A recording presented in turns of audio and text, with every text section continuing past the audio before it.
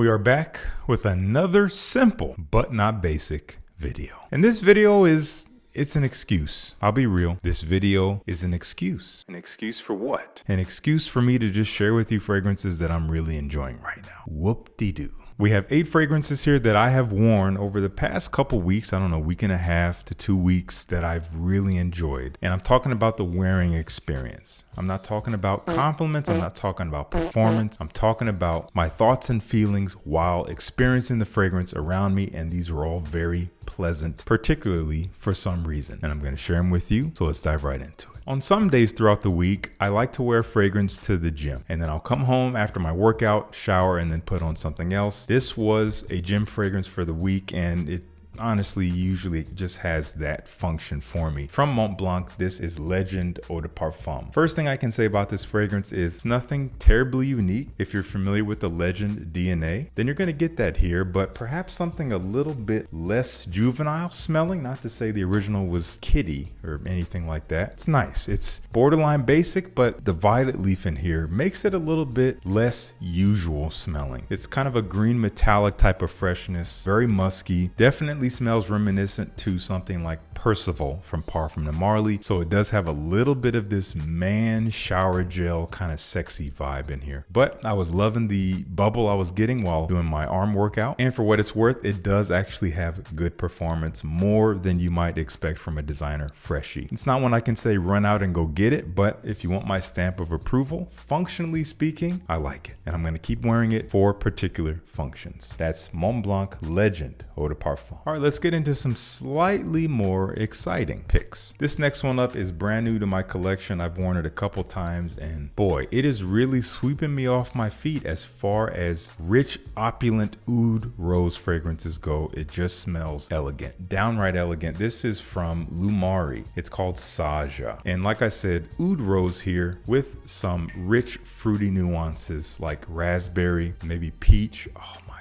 a little bit of spicy saffron gives a leathery feel. The oud here is nowhere near funky or barnyardy or fecal or anything like that. It's just this soft, dark, woody nuance. Man, these fruits are beautiful. I think the fruits kind of make this very, very right down the middle unisex. And on my skin, not so much on the paper here, the patchouli in here gives it a chocolatey feel. So you get roses and chocolate. It's very romantic smelling. I think I wore this out to dinner with my wife and she loved it. And I think she's actually worn it herself too and has really dug it. This is one I'll be getting more wear out of. Really surprised me. I did not expect to be impressed by this. This is Saja from Loumari. We have a discount code of some kind down in the description. We have a fragrance from Alghabra Parfum, and no, it's not Labyrinth of Spices. I talk about that one a lot. I need to give it a rest. I've been really harping on it. I want to talk about one that's talked about even less than Labyrinth of Spices. I will admit it's not the most unique fragrance, but it's beautifully done and it's a awesome wear. This is called Scent of Paradise, and it's in the same vein as fragrances like Creed's Silver Mountain Water and Xerjoff Mephisto, except it's more on the juicy citrusy side of things. Those are definitely more musk heavy, maybe even more green. This is more citrusy, bright, juicy with this kind of white alpine cooling musk freshness to it. Wears beautifully. It's a light fragrance. I actually did also wear this for a workout, so I just put on a couple sprays. I want to say by the end of the workout I had burned most of it off because I was really sweating. So I don't think this is going to be more than like a 5 to 7 hour wear, especially out in the heat where it shines. I think with heat it will diffuse pretty quickly, but it's lovely, it's uplifting, it's refreshing. Love this stuff. Need to get more wear out of it this year. That is Scent of Paradise from Alghabra. Up next is another oud rose that is not new to my collection, not new to this channel, but this bottle is actually pretty brand new. This is Oud Galore from Chris Collins. Now, if you've seen me talk about this fragrance before, you will have noticed that the bottle was a little different. It was actually not quite this blingy. They have updated the bottle design for all of their fragrances. Chris Collins sent this to me because They knew how much I loved this fragrance, and I did recently say, I think in a previous video, that they had to reformulate it. IFR had changed some regulations, so in order for them to keep this fragrance on the market, they had to make a couple tweaks. They didn't tell me exactly what they changed. I wouldn't expect them to, but they wanted to get my opinion on it. And I can say that it is a little different. It's hard for me to truly pinpoint what's different, but it's maybe a touch fresher, a little bit less buttery smooth. But but the same beautiful character is here. It is an oud rose. It does have a beautiful cinnamon note, a little bit of that orris, which I think is toned down, which gave it that buttery kind of texture. It's still an elegant wear, and I still absolutely loved wearing it this past week. That is Oud Galore from Chris Collins. If you have not checked this brand out, you're missing out on quality. I made a post in my community tab about this one pretty recently. It was my scent of the night, kind of randomly. I just kind of chose it on a whim. I saw the bottle. I said, that one. I really loved wearing it. I've loved this fragrance for quite some time. This is Creed's original Vetiver, definitely underrated these days. In that post I made on my community tab, I had people saying something I kind of expected to hear, which was, such an amazing fragrance, wish it lasted longer. I can respect that sentiment, especially when people are saying I acknowledge it for being beautiful no matter how poorly it performs, but if I had it my way, I would want to be smelling this all day. I totally respect that. But when people use performance as a knock to the scent, it's like, this is a green, soapy, fresh fragrance. How could we expect all day performance from that type of profile? Nonetheless, it's amazing. It's simple, but the quality is unparalleled. And yes, even next to Mugler cologne, which people claim original Vetiver may have cloned. Again, there's no empirical evidence of that, but we've seen this type of dynamic with Creed with other fragrances. Nonetheless, I prefer this to Mugler cologne any day of the week, and that is different from a video I did years ago, which people still watch and comment on, of me comparing this to Mugler cologne. And in that video, I think I said I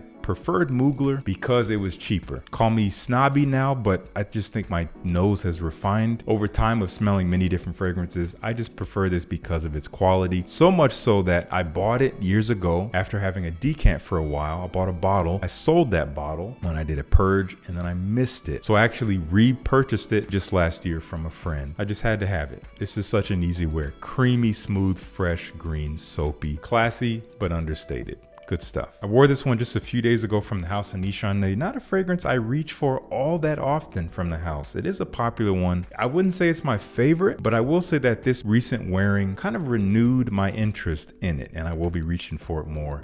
Wulong Cha. And this is a green tea-like fragrance with citrus. I think it has oolong tea in it, herbal, fresh, kind of gray, green, yellow smelling. That's the vibe I get, but fresh, a little bit lemony. And on my skin, it actually gets a little bit sweeter than I remember, which I love. I don't remember getting that nuance last time I wore this. It had more of a sweet, fruity nuance behind this green herbal quality that was very soft and relaxing. A beautiful wear, and could easily be a signature scent if you love this profile. Very unique, but easy to wear. That is Nishane Wulong Cha. We have a relatively simple fragrance here, but one that is so well done. If you love cardamom, if you love like a creamy sandalwood with a little bit of an almost vanilla-like sweetness, this stuff is sexy. It's soft, not a huge performer, something to get close to and be alluring, dare I say. From Cartier Barcelona, we have Rima 11. I just loved this wearing experience. And when I sum up the fragrance in whole when I was wearing it, honestly, it has this slight pastry feel. I get like this sweet, warm, bready quality. Slightly spiced, but overall smooth, buttery, but light. There's a lightness, there's a transparency to the profile. Again, wears light, doesn't last a super long time, but it's one that's easy to get next to and one that is very likable. If you want a cardamom-based niche fragrance that is very attractive and easy to wear, this is one I would check out. Rima 11 from Carner Barcelona. And the final fragrance, this was recently in a video I did with my wife and her sister, and they both love this fragrance, and I was very surprised to see my sister-in-law enjoying this one because it is not for everyone, but for some reason it resonated with her. She really appreciated it. From Tom Ford, this is Eben Fum.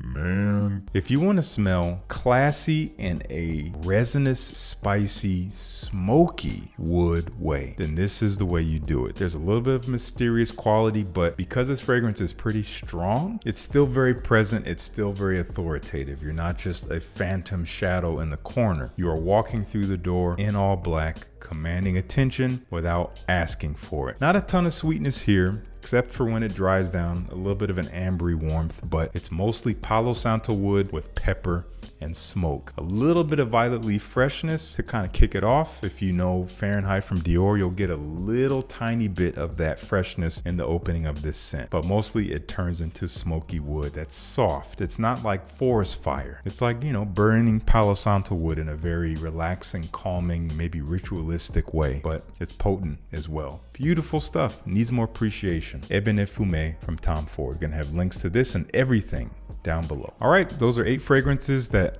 have been kind of go-tos for me, ones I've been truly enjoying over the past couple weeks. And I want to know what you think about them. If you've tried them, let me know down in the comments. And if you have not tried them, make sure you go down to the description of this video where there are links to everything. Get some samples, see what you think. Thank you so much for tuning in.